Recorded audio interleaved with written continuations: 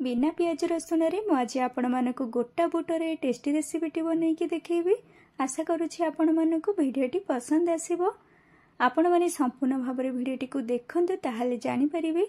नमस्कार, मित्राप्ति किचन को आपण मानक बहुत बहुत स्वागत।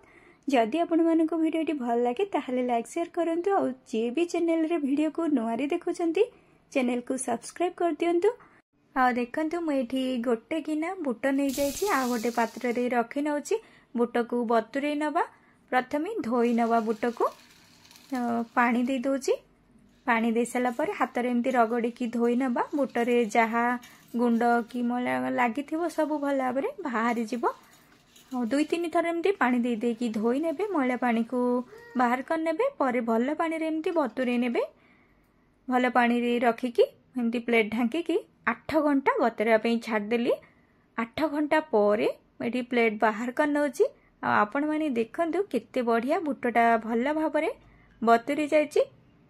एबे बुट को सिझे नवा। जल्दी सिझिया पाई मैं प्रेशर कुकर व्यवहार करची। प्रेशर कुकर रे से पानी सहित ही बतुरा बुट को दे दोची। पर अल्प टिके लुण दे दोची। लुण दे सारा पर प्रेशर कुकर ढाकुणी को देकी प्रेशर कुकर को कवर कर नौची। आगर गैस ऑन कर नेची। प्रेशर कुकर को बसई नेली। 4टा सीटी हवाई छाड़दवा। फुल जाल दे गोटे सीटी हवाई छाड़देवे। पर जाल को कमे देवे। कम जाल रे 3टा सीटी हवाई छाड़देवे। भल भाव में 4टा सीटी हो गला पर प्रेशर कुकर को ओल्हेकी रखी नेबे। हाँ, प्रेशर कुकर भल भाव में ठंडा है पर ही ढाकुणी को बाहर कर नेबे। देखंतु मु प्रेशर कुकर को ओल्हेकी रखी नेली। एबे कढ़ई बसई नेची। कढ़ई भल भाव में गरम हो गला पर मुझे गोटे चमच खाइबा तेल दे दोची। रिफाइन तेल। तेल भल भाव में गरम हो गला पर गोटे सुखिला लंका गड़ी करी रखी ताको दे देली। पर अल्प जीरा आ अल्प सोरिष दे दोची फुटण। पर गोटे कंचा लंका काटिकी रखी कटा कंचा लंका दे देली। पर अल्प भृषंग पत्र दे दोची। बहुत बढ़िया लागिबो। देसला पर एमती घांटी नवा। कंचा लंका और सुखिला लंका दुईटी जाक देले बहुत बढ़िया लगी थाए। देखंतु प्रेशर कुकर ठंडा हो जाइए। ठंडा होला पर ढाकुणी बाहर कर नेली। अल्प टिके पानी अच्छी ये पानी सहित ही एमती देदेवी कढ़ई रे। सिझा बुट को कढ़ई रे दे सारा पर हलदी गुंड अल्प देदेली। पर अल्प टिके लुण दे दोची। आगरू तो सिझारे लुण अल्प देइथिली।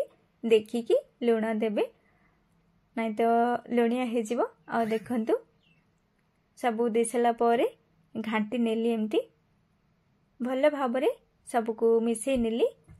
पर ढाकुणी देकी एमती सिझिया पई छाड़दबा। हलदीर जमती कंचा बास्नाटा चली जीवो। आ देखंतु किछि समय पर ढाकुणी को बाहर कर नेली। ढाकुणी बाहर कर सारा पर एमती घांटी दबा।